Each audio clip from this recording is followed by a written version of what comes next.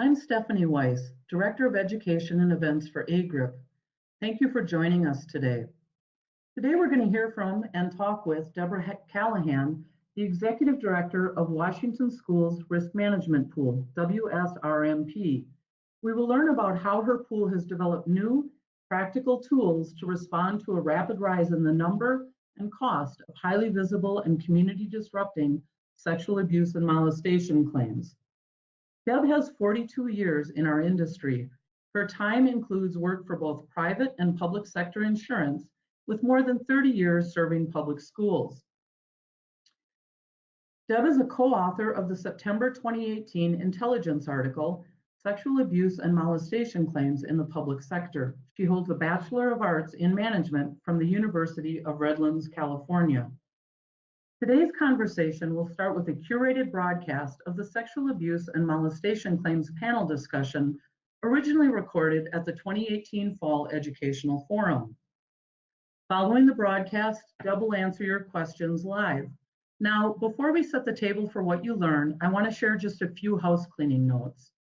Sound for the webinar is managed by each attendee. Please adjust your computer volume or your phone volume to a level comfortable for you. If you're calling in by phone, a best practice is to turn off other wireless devices that are nearby. All attendees are automatically muted. To ask a question, type it into the chat question field on the webinar panel. We will answer your questions at the stopping point between sections of the webinar or at the end, depending upon the questions themselves. There are two handouts for this session. First, the original slides from the Fall Forum, and second, the intelligence article that I just mentioned. To access these handouts, go to the handouts pane in the webinar. When you click on the name of one of the files, it'll automatically begin to download, and then you can save the document to your computer. We will make this webinar available on demand on the AGRIP website in the coming week or so, and a copy of the webinar will be sent out in a follow-up email to all attendees after the event. So let's spend a minute now talking about how we're going to spend the next 45 minutes. First, as I mentioned, this broadcast was recorded at the 2018 Fall Forum, where we had a keynote panel of pool leaders and service providers. The group addressed the current state of SAM claims, shared information and data, and discussed ways to address the challenges. The original panelists with us in Portland were Deb Callahan of WSRMP, Craig Bolus of Aon Risk Services, Martin Brady of Schools Insurance Authority, Mike Reiner, who sat in for Amy Guilford of SETSEG, Scott Rohr of Great American Insurance Group, Kevin Williams from Genesis, and the panel was moderated by Brett Davis, the chairperson of the AGRIP Board of Directors. The story today will start with an overview of the current state of claims for WSRMP. Deb will share her pool's astounding story of quickly escalating and shifting claims and costs. You'll also hear from Mike Reiner, who shares insight into what is most likely the most visible SAM claim, that of Dr. Larry Nassar of the USA Gymnastics team and Michigan State University. Following this opening chapter, which runs about 9.5 minutes, we will pause for a few minutes to touch on some relevant context that will be useful background for the remainder of the session. So let's get started. In sharing my screen, there will be a brief pause and then the video should pull up and we'll watch the first few minutes of the SAM webinar recorded at the 2018 Fall Forum.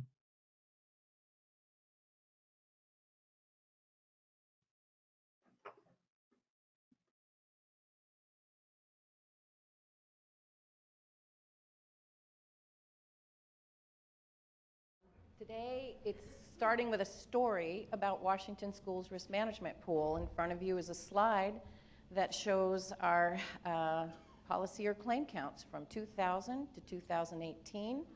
And while it's easy to look at this today and see the obvious trajectory up, while you're in the sea change, sometimes it's not quite so obvious. So between 2000 and roughly 2011, we had what we considered normal claim counts. Got a little high, sort of up to 50 or so during that time period, but as you can see, 2009 and 2010, or 2010 and 11, we just had 9 claims each those years. So we thought we were on top of our program. Then, as you can see, over an 800% increase the next year. And so then we said, oh my goodness, are we suddenly going into a trend? But then the next year it dropped down into the normal range. Well, nah, it's a blip. So a new word, blip, right, from the actuary. Then we went up a little, then we went down a little, and then up again quite a bit. And so in retrospect, of course, we were in the middle of a sea change as far as the number of claims coming in. And this is an interesting slide because we had, in the first sort of section, we had 191 claims. And in the second section, 293 claims, and that's a 53% increase. But the other story was, it wasn't just the number of claims that were coming in, it was that while we were in the midst of this sea change, the cost of the claims were going up. And so, as you can see, that first 4-year period, 2.2 million, and the second 4-year period, wow.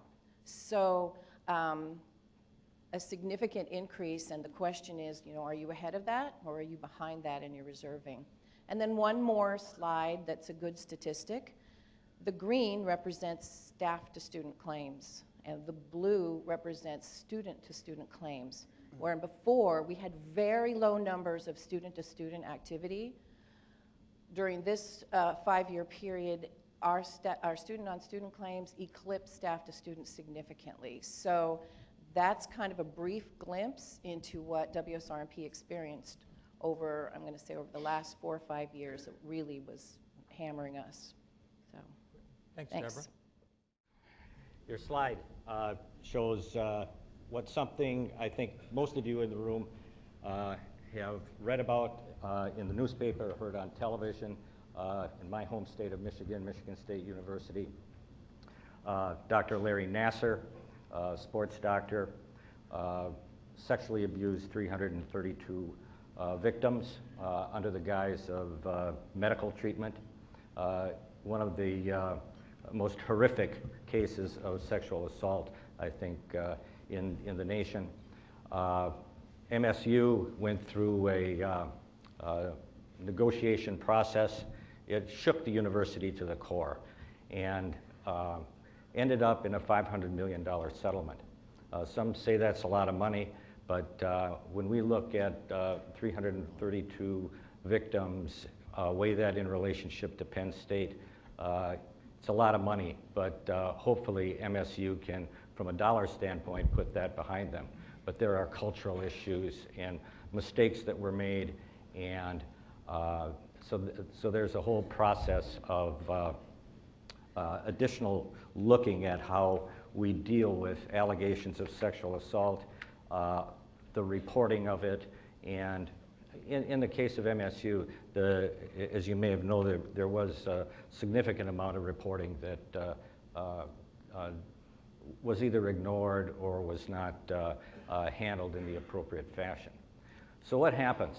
The politicians immediately jump in. While the MSU is going through the negotiation process, our legislature, 156 women, victim statements being read, a lot of media attention, bills are being introduced in the legislature, a lot of notoriety. Unfortunately, this was all happening at the same time that MSU was looking to settle these claims. Former Governor John Engler was appointed as the interim president of MSU, and he and his team crafted that settlement. At the same time, bits and pieces of how victims are treated and what their rights are as victims were being debated by the legislature. And as you can see from the timeline, the legislature ultimately did take action, and Governor Snyder signed that legislation. And our organizations were involved in providing input. The impact of that was to basically provide for retroactive claims. Our statute of limitations was extended, and our governmental immunity was eroded relative to sexual assault. It's very difficult, and when we look at head of steam that the legislature had in looking at this, there are unintended consequences, making it a criminal act of failure to report an incident. I know that a lot of our communities have after-school programs, and for a young coach to be exposed to a criminal penalty for not reporting has a chilling effect on those types of programs. So at that fast pace, our job was to try to look at some of those unintended consequences, but very difficult in that it's hard to stand up and testify in opposition to this when first and foremost everybody is looking to help the victims, and we support that as well. Retroactive claims and extending statute of limitations, bad facts make bad policy. It's very difficult to do investigations when information is that old. Again, I pointed out the resistance to speak out and point those unintended consequences, and a general public distrust of the system.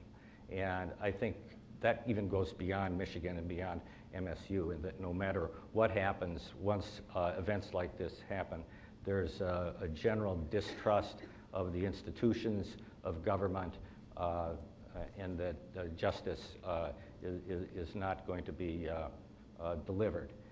We see it in sexual assault. My pool, we deal with law enforcement heavily, incarcerations, police shooting, police violence. Again, that whole issue of public trust and the reputation of those institutions has been shaken, and that gradual weakening of public trust, not only in sexual assault, but I think in government services in general, is a trend, and it is indeed an unfortunate trend that we are seeing.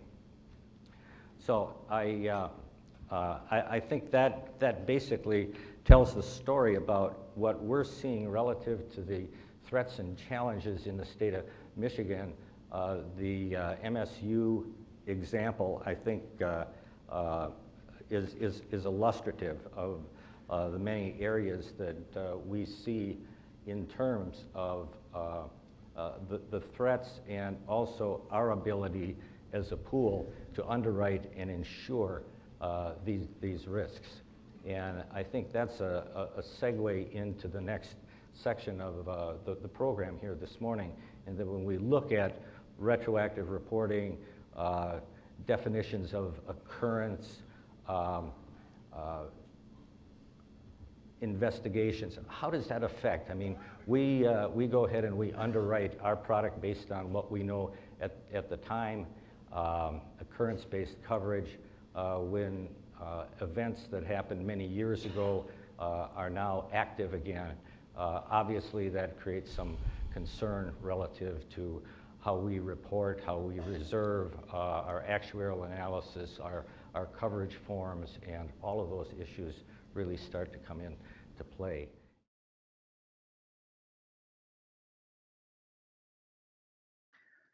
So we're going to pause here for just a minute. And now that we have a baseline of the threats and challenges shared with us by Mike Reiner, we're going to look at some of what's ahead, and I'm going to offer a little bit of context. During this coming chapter, which is about 21 minutes long, you'll hear from Deb on how WSRMP has done a number of things, including developing a comprehensive claims approach to manage SAM claims faced by their pool, created risk prevention efforts to mitigate these claims, employed data to inform their decision-making, built a care team model to help pool members in immediately and effectively connecting with the victims and family members, how WSRMP has collaborated with state entities and built common ground, and you'll also hear how they've taken steps to bolster their underwriting practices. We'll also hear a little bit more from Mike Reiner on advocacy efforts. After this segment, we're going to open things up for questions. Remember to enter your questions in the chat box, and Deb will address them live at the end of the video. Now, before we roll video again, I'd like to point out what we aren't able to cover, because I think you might want to watch the full panel in the days ahead and to get the full context from other panelists who joined us in Portland. For instance, it seems to make sense for pools to take time to listen to the section from Kevin Watterson of Genesis on how policy language is being developed in response to SAM claims. Kevin also shares important information on reporting restrictions. Scott Rohr from Great American Insurance Group provides critical information related to prior knowledge of SAM claims and reporting of claims.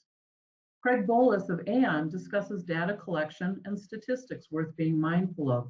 And Martin Brady from Schools Insurance Authority provides insight on how lawsuits are being brought forth and how what is happening on the West Coast is shaping other suits as these claims and settlements move across the nation. I hope that you'll take time to view the full discussion, and like I mentioned, we'll include a link to it in a follow-up email to attendees. Now, before we go back to the video, I want to touch base with Deb and see if she has anything she'd like to add. Deborah?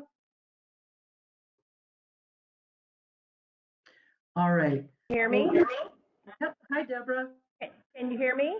Hi. Sorry, it took us a second to unmute. Hello, everyone. I'm so glad to be here. I have to tell you, it's a little humbling watching yourself recorded and reliving that again. But I think that this is going to be a good webinar. Since November, we've fine-tuned a lot here at the Risk Management Pool, and I'm going to be presenting along with my Director of Claims, Dana Grandy, who's with me today, at St. Louis at the AGRIP Spring Conference. And we're going to be bringing a thumb drive, what we call our toolkit, of quite a bit of documents and examples and things. So at this point, just a reminder, if you can, get out to the St. Louis AGRIP Spring Conference and come to our session, because we've got, we dive down a lot deeper into this issue, and we're bringing everything for you. So great. And for folks who are with us today, Deb and her colleague Dana will be presenting on Monday, March 4th in St. Louis from 10 a.m. until 10:45 a.m. And if you're with us, it'll be a great chance to not only meet them and thank them for their leadership, but also to get your hands on some of those materials Deb is talking about. So with that, let's start rolling video again. And after about 21 minutes, we'll come back together as a group to start answering your questions and to hear an update from Deb on some of the work they've been doing in the past several months.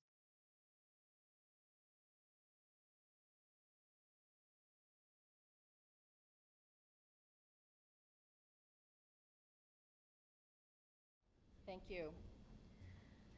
So this slide, risk barometer, and I want to do a little shout out to United Educators, whom I borrowed this concept from with their permission.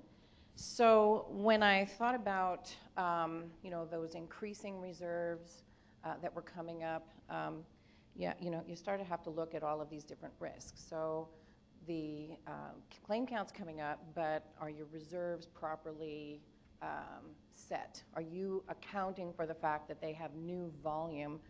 And so your reserve risk is, by not identifying that cost trend soon enough, you can insufficiently reserve those SAM claims and get behind the curve, which then rolls you into your equity risk. Those SAM reserves and payments were the #1 contributor to WSRMP's reduction in equity. I just rolled right into contribution risk. If you're behind in your reserves, you're not adequately determining what you're supposed to be funding for, and so your contributions aren't necessarily keeping pace with the reserves that you need to have. So we had to catch up with a 40% increase in reserves this past year. So if you don't do that, you run the risk of regulatory risk. Are you going to be sinking below thresholds within your state? We did not do that. Reinsurance risk. Suddenly we're sending in scads of claims to our reinsurers, and they're like, Deborah, what's going on out there? We think we need to come in and do an audit. That's always fun. But one of the most important things you want to remember is you never want to be undesirable to a reinsurer. So transparency is one of the most important things to talk about, and talking to them about how you're getting on top of these cases. We did not have any issues with our reinsurers. And then you have to think about member retention risk. You do a big bump in order to catch up with those reserves and claim payments, and suddenly your members are turning in notices to withdraw. So luckily, we could have had an onslaught of withdrawals. We did not. We had 3, and 1 was recently rescinded, so out of our entire pool, we have 2. I count that stickiness with our members to how well we communicated the situation that was going on and how well we communicated the list of things that we intended to do in order to counteract what we were seeing. And then, of course, reputation risk. Once everyone gets talking about it, suddenly there's this pall. And so at this point, the pool remains intact. But if you think about this slippery slope and how that might affect your pool, this can just get out of control. So in my opinion, there's been a seismic social shift in demanding social responsibility for sex abuse in our country.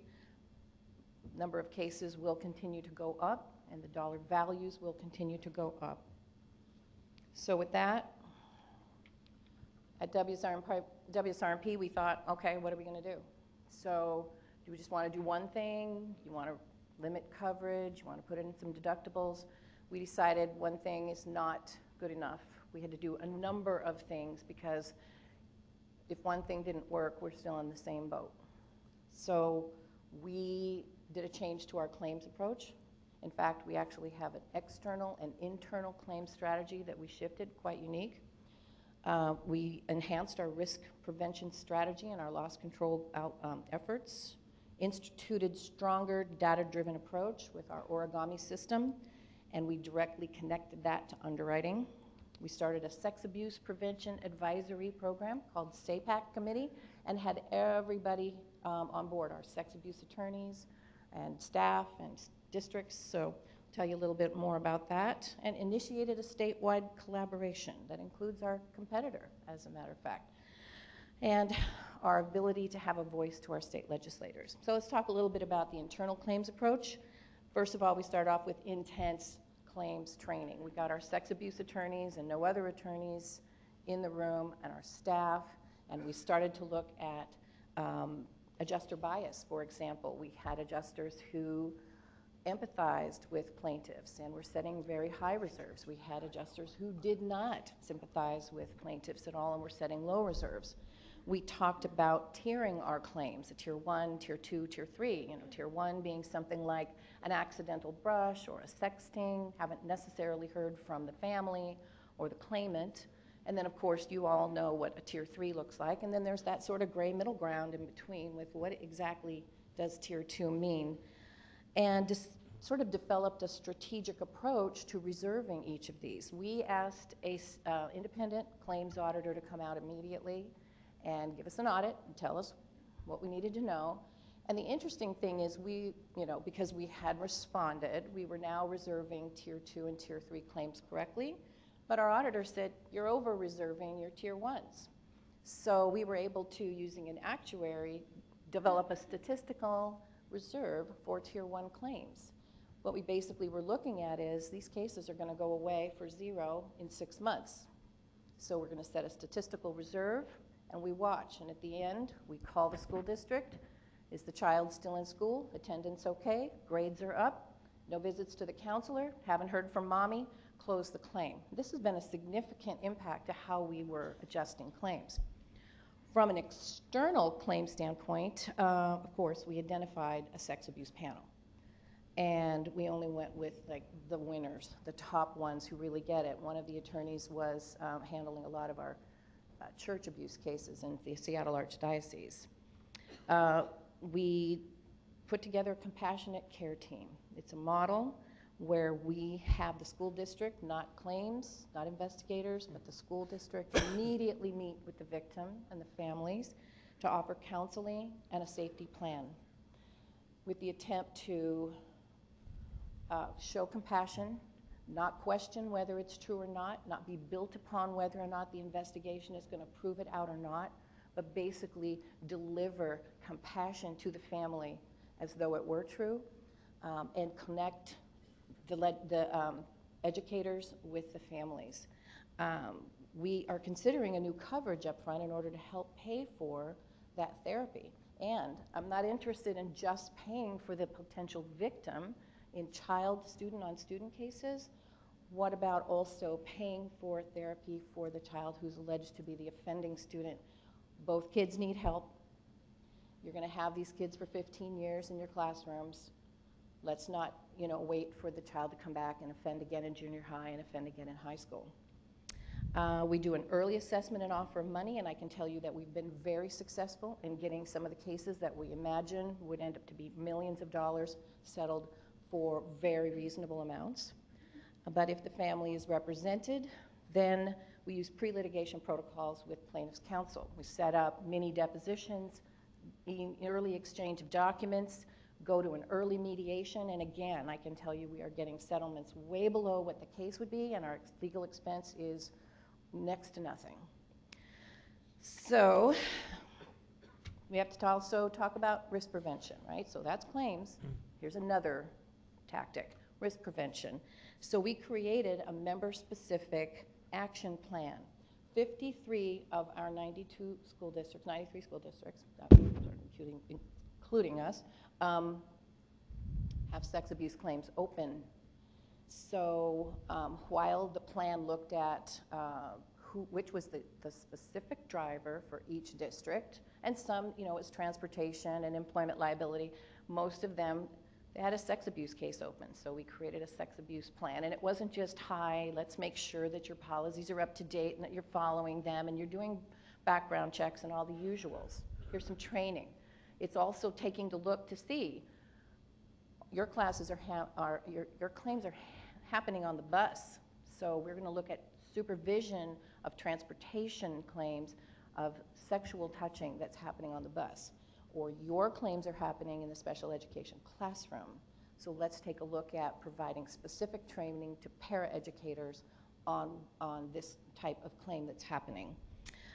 We have 3 districts that are very high volume contributors to our claim count, and we have 11 additional that are pretty high volume. So if you look at these 14, so the 3, I'm going to say is about 45% of our claim volume. 14 is over 80% of our claim volume. So how do we provide special treatment and special handling to these 14 districts, and what kind of benefit can we gain at really focusing on them? We've developed, or in the process of developing, some e-learning modules on red flags. Right now we've got it for staff. We're looking at doing it for students and parents. Of course, we've done the usual onslaught of trainings and resources and things. We've purchased a book on threat assessment because while most of you might think of a threat assessment as the Columbine sort of situation where you determine a level 1 or level 2 student who's more likely to be an active shooter, there's also a section of threat assessment that deals with sexual abuse. And so we're also looking at helping our districts understand that through our educational service districts and training them on considering sex abuse level 1 and level 2. We've hired a child psychologist. This person has been invaluable for us. Not only are they teaching us the difference between the plaintiff attorneys calling our kids pedophiles and normal sexual growth and behavior for some children, as well as abnormal when you're dealing with special education kids. We've hired him as an expert, and he is doing a great job on our cases in really thwarting that sort of plaintiff attack on these bad kids. And finally, we're offering anonymous reporting tools to those high claim volume members on a pilot basis. So we used our data, our origami RIMA system, to stratify our SAM claims because we wanted to dig deeper to find out what were those root causes, as we were talking about earlier. And we decided to stratify between elementary, middle or junior high school, and high school. And we came up with some amazing kind of insights that help us fine-tune our risk management approach. So you'll see here our elementary school stratification, And the first thing you should know is that the elementary school claims present far and away the most claims and the highest value of claims. We have the most number of special education students here. 22 students are represented as plaintiffs in this section, and this is predominantly student on student, like 1, 2, 3 staff to student claims in this area. This is student on student claims. So that was interesting for us to understand the impact that special education had on those number of the claims that we were having. Moving to junior high and high school, you think, wow, these are the squirreliest kids, toughest ones to deal with. Really, actually, this is the lowest number of claims and the lowest number of values. But and you're looking at the top line, you can see that here we're starting to have an increase in the staff to student claims. And then moving on to the high school, check that top line out. So a significant increase to staff to student claims, very little student on student, although you'd expect that that would happen. Kids get frisky or whatever at school. But only 2 special education students represented at the high school as far as claimants. What you also come into is understanding, we're looking also stratifying, as you noticed in these past slides, where those losses occurred. Buses, classrooms, bathrooms, and one of the other things that came out in high school was those field trips, those off-premises kinds of things, those sort of looser things like music and theater that allow more places to hide and have clandestine events and things like that. So this data helped drive our loss control initiatives as we went out and we were talking to some of our districts about their SAM claims. Another thing that we put in place, again, as I told you earlier, was our SAPAC. And SAPAC helped us put together what that care team model would look like. Because on the SAPAC, we have districts, particularly those high volume claim districts that I told you about a little bit earlier. We have the sex abuse attorneys, and we have our sex abuse investigators that we use. Sitting on that, we have the child psychologist. And staff, and we feel that we have the right people in the room to talk about all of these different things. We have basically identify strategies to disrupt and prevent sex abuse from happening. We interview vendors and products and tools, anonymous reporting tools, as I told you earlier, and we look to create a voice. We look to be able to go to our state legislators with information. We've piloted this tool, we've tried out this thing, this works, here's information that you need to know, legislator, as you're looking at this problem from a completely different standpoint. And Mike, I think you were going to talk a little bit more about some of the advocacy efforts in your state. Yes, I touch a little bit on the whole role of advocacy and what we think is important from advocacy perspective. We're going to see attacks on governmental immunity. That's a given. There will be an impact on our reserving and our surpluses. We never contemplated these types of claims when we set our prices and underwrote many years ago. I think the collaborative, proactive approach makes sense. Can we educate our policymakers, our legislators? Do they understand this? What I was talking about earlier with the quick rush to alleviate the stress on the victims was politically popular, but was not a long-term approach, and frankly, it wasn't all that collaborative. We need to have that conversation with our policymakers. Insurance isn't a sole solution to this problem. That we talk about things like victims' compensation funds and other ways of dealing with horrendous events like MSU. And I think those conversations really need to take place. And that becomes a key component of advocacy. And advocacy has become much more challenging for our state associations, given the polarization and single issue issues. We see it in our legislature. I know many of you around the country also see it, but it's a much more challenging environment to get people to take a long-term approach on an issue like this, as opposed to just looking at a quick fix. And I think from an advocacy standpoint, that's a challenge. We have lobbyists, our sister organizations in the state have lobbyists. I think all of you who are involved in that need to have those discussions, create forums to do that, and lastly, identify alternatives. Be creative. I mean, the traditional insurance approach is being stressed by this. What other creative mechanisms can we use long-term to handle issues like this? It's not going away, and I think it's bigger than insurance. It's public policy, and it's related to a trend that we're seeing, Me Too and so forth, that isn't going away either. And I think that this is a bit of the tip of the iceberg and a bellwether, if you will, to an interesting future that we're going to be dealing with. So, Deborah, I think you can talk about how we can move forward in those respects. Absolutely. I completely agree with everything you said. So collaboration is key. Advocacy is important. Thank you to AGRIP for helping us put this together. This is an organization of sharing, and that's what we're doing up here today. One of the things we're doing in Washington is we're working with WSDA, which is a state organization, on rewriting the sex abuse policies in the state, right? So if you're behind the rewriting of it, you can have a say in how that's going to impact your pool. We're also working with our Office of State Professional Practices. They're the people that get the notification when there's been misconduct by a staff. They do the investigation. They determine whether or not the license is going to stay. They're responsible for keeping our pass the trash laws in place. So we're working with them to sort of understand a little bit more about how that works and how we can help. We're meeting with our competitor in our state. You know, I have half the information. I have half the knowledge, half the ideas. They have the other half. Both of us together ensure every school district in the state and every kid. And so with this idea of two heads are better than one, we're collaborating with each other to talk about how we can, from a statewide standpoint, tackle this issue.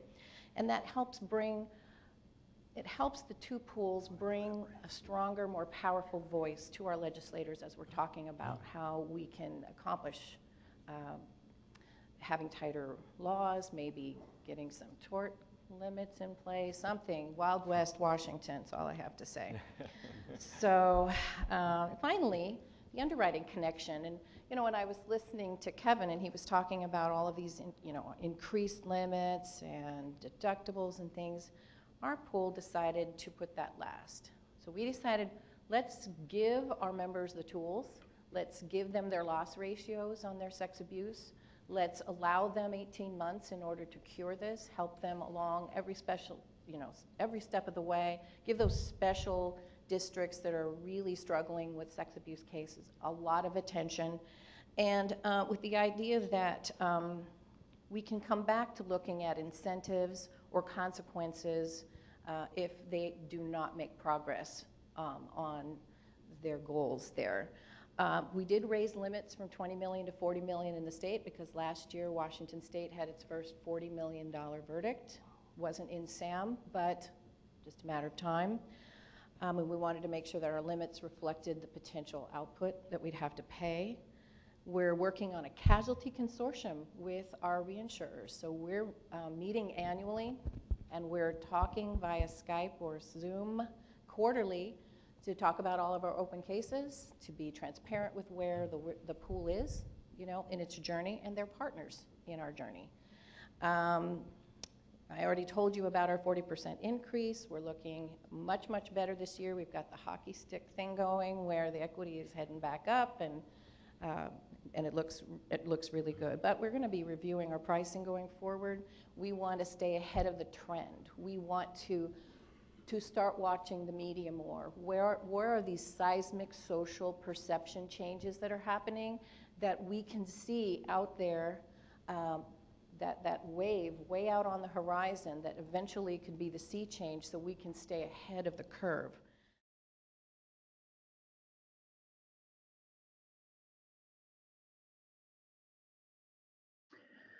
Well, that brings us to the end of our video segment, and I'm going to offer just a couple of quick wrap-up comments, and then I want to open things up to questions from our attendees, as well as additional insights from Deborah and her colleague Dana.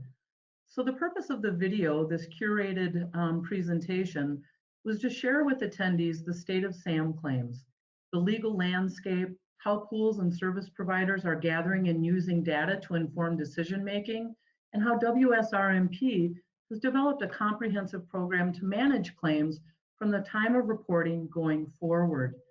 Deb, let's open it up to the community for questions. And I wanted to hear from you a little bit about whether you have any additional insights you'd like to share. And then secondly, a question for you. When I look at what WSRMP has done to respond to claims, I think, holy buckets, you guys have covered all the bases. You've done great work about thinking about things from a claims perspective, to a victim perspective, to the alleged offender's perspective.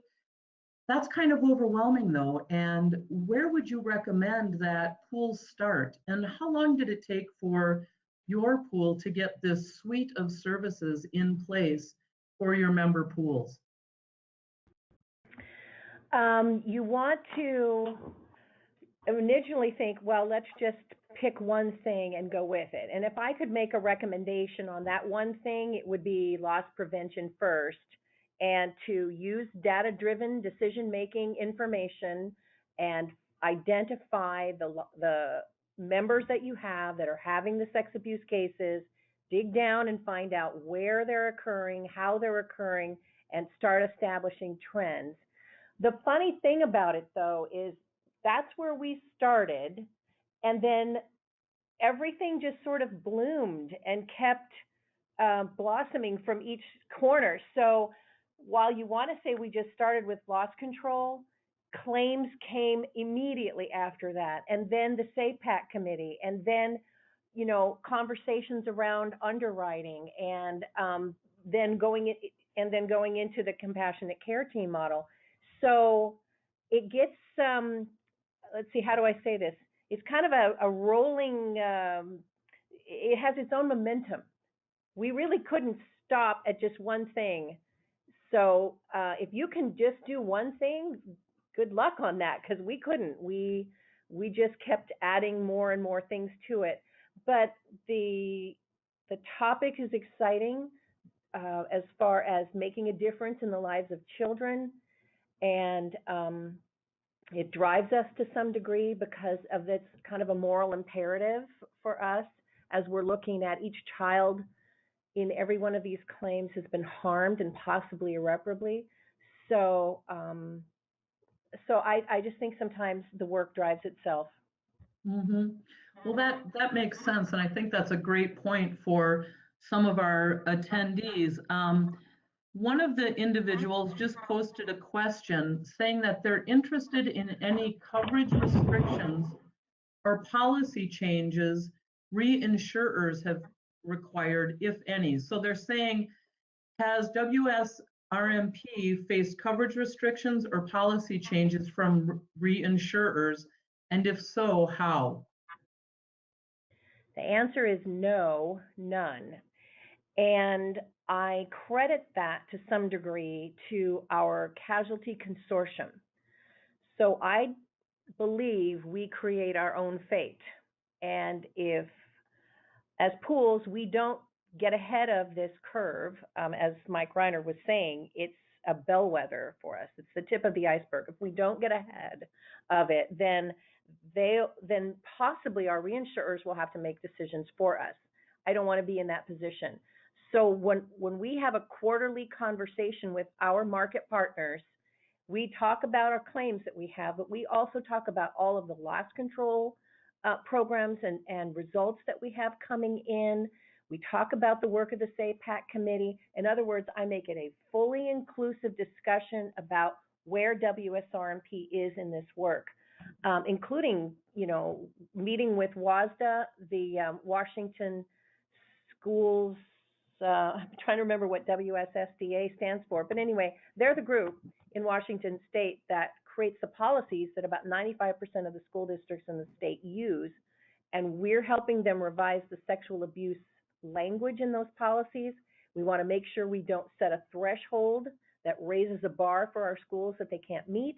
Alternatively, we want to make sure that the language is very clear so that mandatory reporters know exactly what to do when faced with a number of situations. So updating those policies with information on sexting and some of the most recent types of electronic media that kids use these days is going to be very helpful. That's supposed to be done by the end of this month. But no, Yeah. so to answer your question shortly, no changes by our reassurers at this time.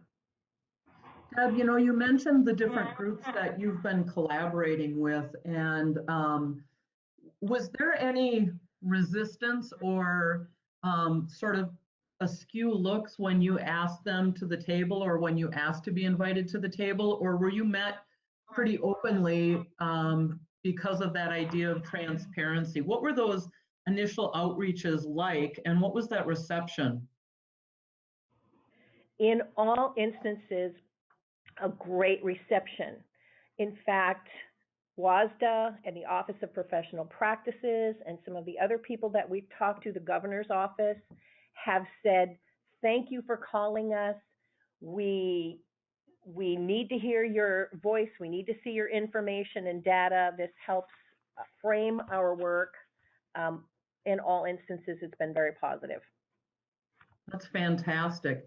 You know, along those same lines, early on, you talked about some of the pre-litigation work you're doing and how through that pre-litigation work, you have seen some of the settlements happen before you went to litigation and that they've been more reasonable than you might have anticipated.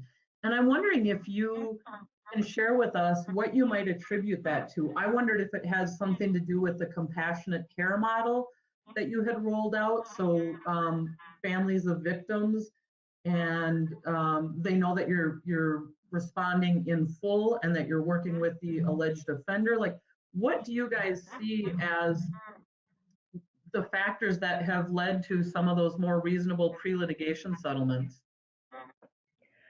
I'm going to let my colleague Dana Grandy address this question. So I think when you reach out early on, and we participate in informal interviews of the family and the claimants to see what their damages are, what it is that they've experienced, it de-escalates anger, and also having a mediation in which the family can really understand what they would go through if there was actual litigation. It's very upsetting, these type of subjects. So it's beneficial to both parties to resolve things early on. We are big proponents of coming in fair based on the information presented. We don't try to resolve these on the cheap. The real savings is for the legal, but it also, you don't get invested in all your costs and your experts. So there's a lot of reasons for the plaintiff attorneys to resolve this for a better number all around. And then the family isn't involved in 2 to 3 years of litigation and depositions and uncomfortable questions. So those are the type of things that have been working well. Thank you for that. I have another question that I wanted to pose, and this goes back to the beginning of the webinar.